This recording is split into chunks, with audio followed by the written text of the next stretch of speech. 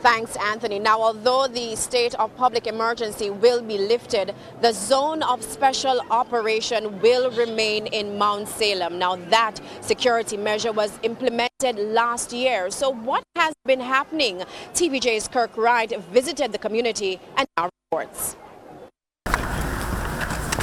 These days, the crime stats for Mount Salem are not the only thing that's looking much better since ZOSO was declared in the community more than a year ago. Aspects of its infrastructure have improved. In many instances, block and steel have replaced zinc fences and the roads freshly paved. Truthfully, I'm not going to bias. See, out of 100%, I would say 75% will fix right now, and I appreciate that. I don't matter which government in power. What I see is, with my eye, I can tell. Now, for many years, all that existed here was just a simple waterway.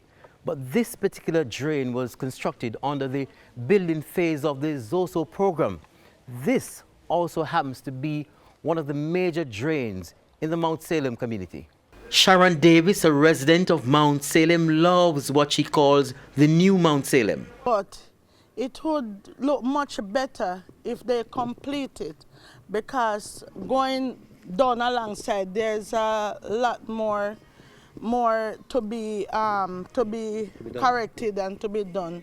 The Jamaica Social Investment Fund, JSIF, is the government arm executing the build phase of ZOSO. JSIF's executive director, Omar Sweeney, admits there is much more to be done, adding there are 4 main things to be accomplished this year. So the Mount Salem Primary and Infant School is going to see a complete rehabilitation, and so we expect that by the summer, that project. So it's now in design and it will go into procurement, and we expect by summer the upgrade of that facility, which would include work on the playground, the football field, and the community center will also see some upgrades through a separate program. The wooden structure housing the Mount Salem police station is to be demolished. Work to replace it with a concrete building will begin at the end of this year and is expected to last between 6 to 9 months. Social interventions are also planned for the Mount Salem community.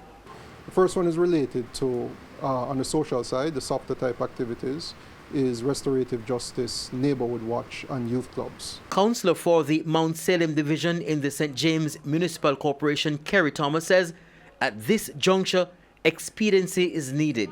And we just have to implore on the government to fund JSIF as quick as possible, give them the money as soon as possible so we can get these things built for Mount Salem.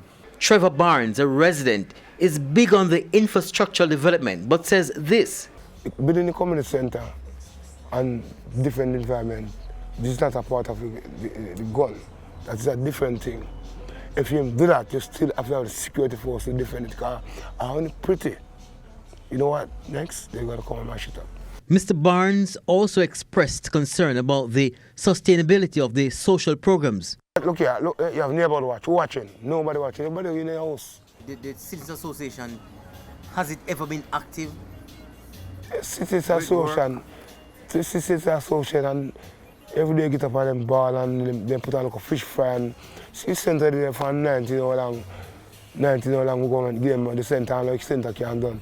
This government coming again, nothing done. Seeing everybody I just try to equip themselves, and if them have a lot of money, everybody try to build a big house for themselves and think about the kids them who try to make some preparation for the future for the youth them. Kirk Wright, TVJ News.